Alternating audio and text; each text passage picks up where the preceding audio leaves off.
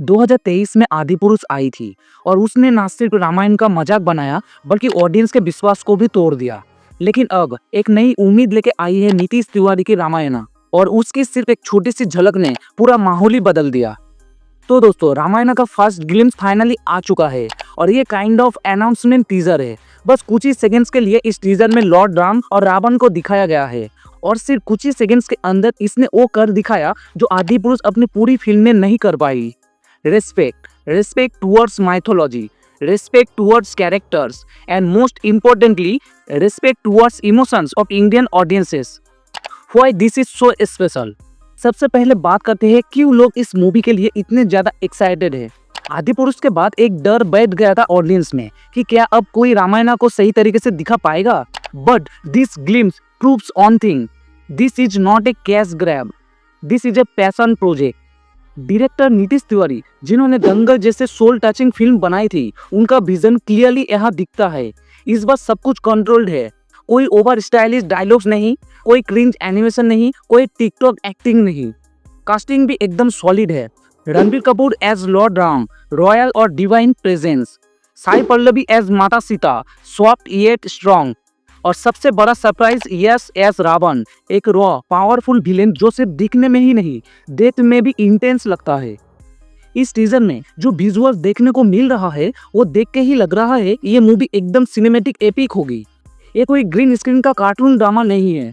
Colour grading on और spiritual feel देती है। टीजर का हर एक विजुअल्स एक डिवाइन ऑरा बनाते हैं। ब्रह्मा विष्णु शिवा वाला intro, good versus evil, grand background shots, सब कुछ केयरफुली डिजाइन किया गया है। एंड दिस शोज की इस बार विजुअल्स भी कहानी का पार्ट है, सिर्फ स्पेक्टेकल नहीं। अब बात करते हैं रामायण का एक और शाइनिंग जेम की, इसका music and background score.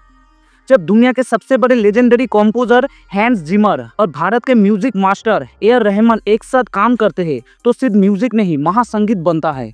Hans Zimmer ने इंटरस्टेलर, इंसेप्शन और द लायन किंग जैसे आइकॉनिक स्कोर्स दिए हैं, और ए रहमान, उनका नाम ही इमोशन है। उनकी कोलैबोरेशन सिर्फ म्यूजिकल नहीं स्पिरिचुअल एक्सपीरियंस भी देगी, जिसका सैंपल हम लोग अनाउंसमेंट टीजर में भी सुन सकते हैं। सोचो जरा, एक जर्मन कंपोजर, एक इंडियन लेजेंड, दोनों मिलकर रामायण के लिए म्यूजिक बना रहे हैं।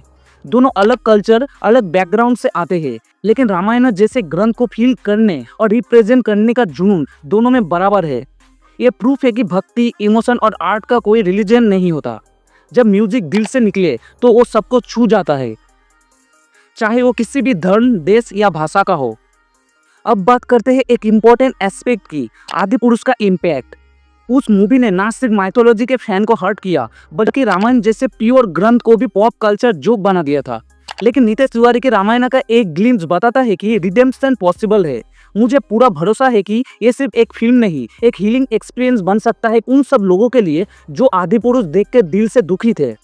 तो दोस्तों, भले ही ये कोई प्रॉपर टीजर नहीं था, लेकिन रामायण का एक ग्लिम्स देख के ये तो समझा जा सकता है कि इसने एक बड़ा काम किया है, उस ट्रस्ट को वापस जगाया है जो हमने माइथोलॉजिकल स्टोरी टेलिंग में खो दिया था। अगर पूरी फिल्म इसी लेवल पर रही तो ये सिर्फ एक ब्लॉकबस्टर नहीं बनेगी, ये बनेगी इंडियन सिनेमा की एक ऐतिहासिक फिल्म।